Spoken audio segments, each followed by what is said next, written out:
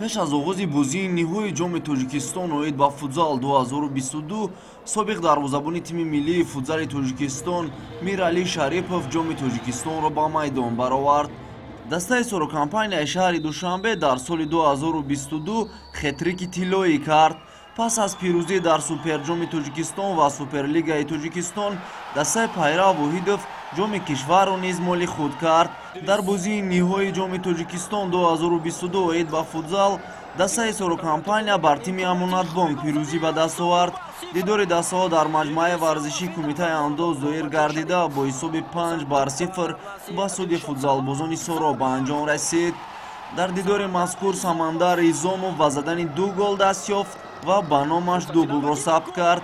инчунин Дилшод Саломов, Идрис Ёров ва легионери эронии даста Муҳсин Муҳаммадзода ба задани 1 голе даст ёфтанд.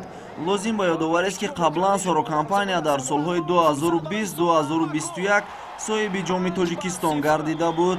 ду мавсими охир дастаи сорокампания дар Тоҷикистон тамоми ҷоизаҳоро моли худ мекунад.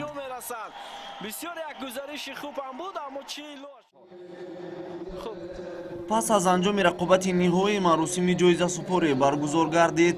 дар маросими ҷоизасупорӣ дабири кулли Федератсияи футболи Тоҷикистон Фурқат Ахмеҷонов, директори Лигаи футзали мамлакат Бахтовар Меликов ва дигар масъулини соҳаи варзиши кишвар иштирок намуданд.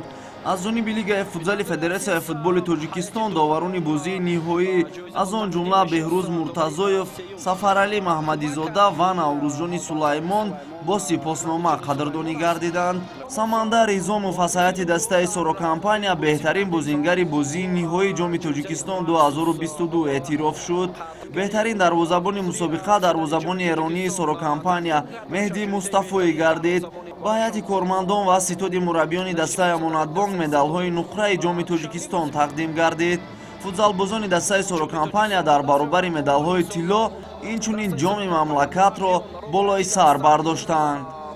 айни ҳол бо медалҳои тилло сарфароз гардонда мешавад. даст овард ва ҳамин тавр ҷоми Тоҷикистон ҳоло ба капитани дастаи сорокампания Файзалӣ Сардоров тақдим карда мешавад. аз фурсат истифода бурда ҳайати дастаи сорокампанияро барои ин пирӯзӣ дар бозии ниҳои ҷоми Тоҷикистон табрик мекунем ва фикр мекунам дар соли оянда бояд сорокампания шарафи футзали моро дар мусобиқаи Лигаи Қаҳрамонҳои Осиё оид ба футзал дифоъ кунад.